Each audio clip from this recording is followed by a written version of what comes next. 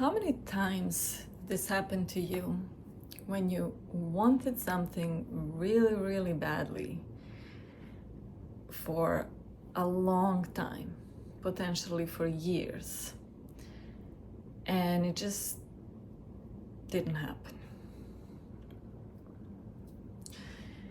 And how many times did you want something really badly, worked on it hard, and then it did happen, and you just, for a fleeting moment, you were really happy and thrilled about it and really excited, and then it just went away. And then you were like, oh, well, I'm not really sure if this truly is what I wanted. So I feel like this is something that has happened to you very, very recently, is that there was something that you wanted to accomplish or to achieve really badly and potentially for many years, and it was on the brink of happening, and then you started questioning yourself and thinking, wait, is this really truly what I want? And this was the first time ever that you realize that, wait a second, every time you wanted something badly and you worked on it very hard and you were very competitive about that and you wanted to achieve this, whether it's like a promotion or some kind of a prize or whatever it was, you never gave up. You are not one of these people that give up. That's not you. It's like climbing on the mountain, going hiking, and stopping in the middle. No, that's not you. You are going to get to the top if that's the goal that you put on yourself. That you were like, okay, my goal is to reach the top of this mountain, and it's a daily hike. You are never, no matter how hard it is, you are not the one ever that is going to stop in the middle or stop like at the bottom or stop even towards the top and turn back.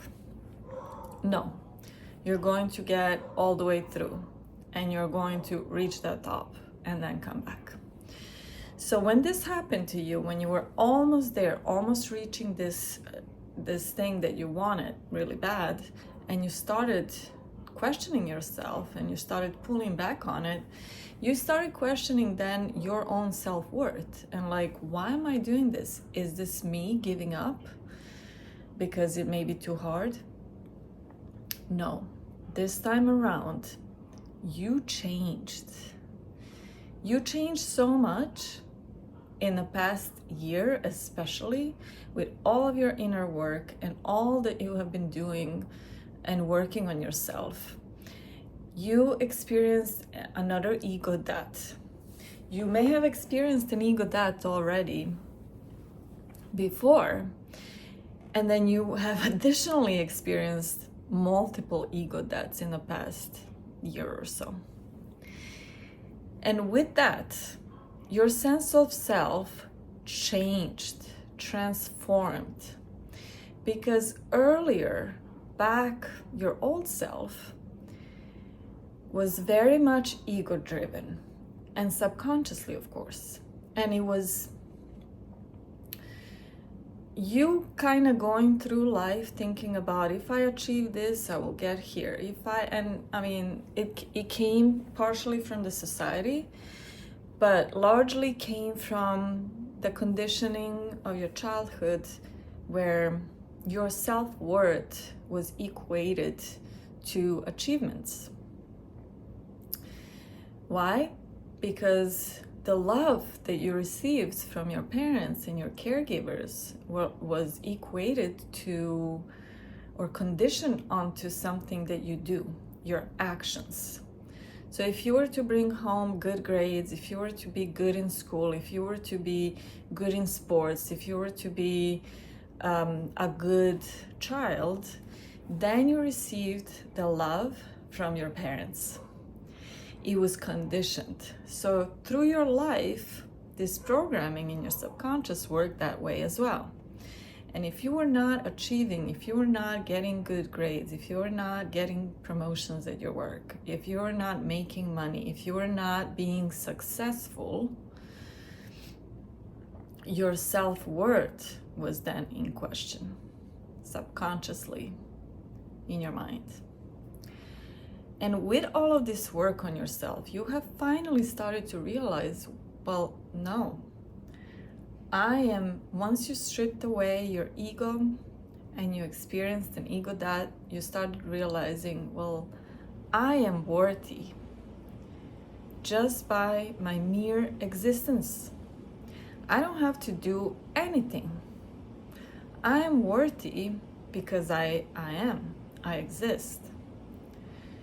Because I derive my self-worth internally, not externally, not from what anyone gives me, not from the prizes, from the achievements, from the goals I set for myself, none of that.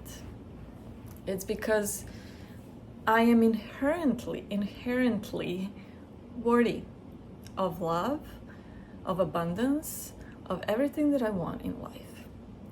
And once you've changed and you transformed into your new self, you started living the life from your internal self-worth and value and from your soul. And so anything that ego imposes on you is no longer valid. It doesn't work on you. And even though you have perhaps put these goals onto you a few years back, and now you're getting to the point where you are about to get that promotion and you're about to get that achievement and recognition and more money and whatever that is, you changed. So it no longer holds value for your life. So then you were like, okay, well, wait a second.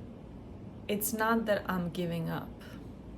Is that this no longer holds value for my life. I no longer care about it as much as I did. And as a matter of fact, I don't want it. Because you realized all of your prior achievements and all of your prior things that you have gotten to, that you wanted, never really made you truly happy. It was for a fleeting moment that you were excited about it, happy about it, but then off to another thing. And then you kept on putting another goal to yourself and another thing because you needed to keep on getting that external validation. Because your self-worth was conditioned on whatever you were achieving. And so you needed to keep on going and keep on getting that validation and approval from whatever thing you were doing, whatever goals you were putting on yourself. And then once you achieve it, you need to keep moving. And that's what made you realize that that's not it. What internal narrative do I have subconsciously that is making me equate my self-worth with success, or whatever success that is? And that is it. That is that huge change and transformation that you've experienced over the course of the past year that led to this point. And in this point, you no longer think that. You no longer believe. You know that your self-worth is internal. It comes from your internal valuing of yourself as a human being and as a soul living on this planet. That none of whatever externally is happening is going to change that. That you're highly valuable by your mere existence, and no actions or that you take or that you don't take can ever change that. So you, this time around, the first time ever, you not getting what you want is actually the opposite. It means the opposite. You got what you wanted. Your ego didn't get what they wanted or it wanted, but your soul did. So you finally realized that it's in the process of doing what you love to do, and maybe getting to somewhere was at some point in your life what made you,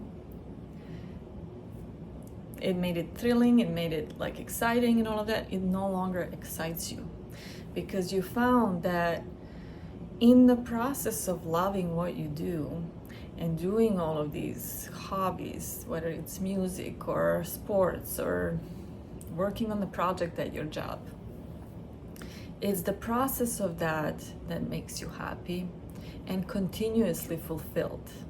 It's not getting to the end point, because the end point is just a fleeting moment, and you may get that recognition, promotion, whatever else, or you may not.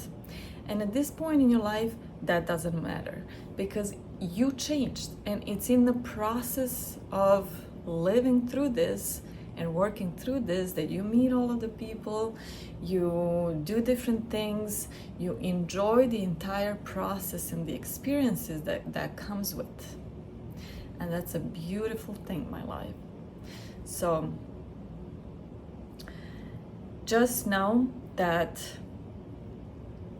it's not you giving up, it's not you not being able to achieve what you wanted. It is you that changed, and that your ego is no longer the driver of your life. It is your soul purpose. And in that soul purpose, this thing that you wanted 4 years ago does not hold any weight anymore at this point in your life. So I love you, and we'll talk soon.